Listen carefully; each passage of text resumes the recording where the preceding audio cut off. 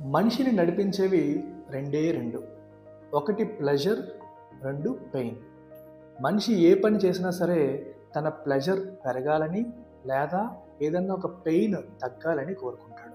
So ఒక human action, ఇది ఒక గవర్నమెంట్ పాలసీ యొక్క మోరల్ వర్త్ని మనం డిటర్మైన్ చేసేటప్పుడు, అంటే అది మోరల్లీ వర్తా కాదా అని మనం డిటర్మైన్ చేసేటప్పుడు చూడాల్సిందేంటి, దాని యొక్క యూటిలిటీని ఎలా డిఫైన్ చేస్తాం, whether it has the capacity to produce pleasure or reduce పెయిన్ని తగ్గించగలుగుతుందా లేదా ప్లెజర్ని ప్రొడ్యూస్ చేయగలుగుతుందా అనే దాన్ని బట్టి ఒక గవర్నమెంట్ పాలసీ కానీ ఒక హ్యూమన్ యాక్షన్ యొక్క మోరల్ వర్త్ అనేది డిటర్మైన్ అవుతుంది.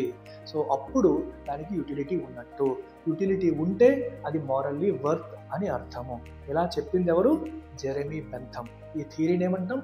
యూటిలిటేరియనిజం అని చెప్పి అంటాం.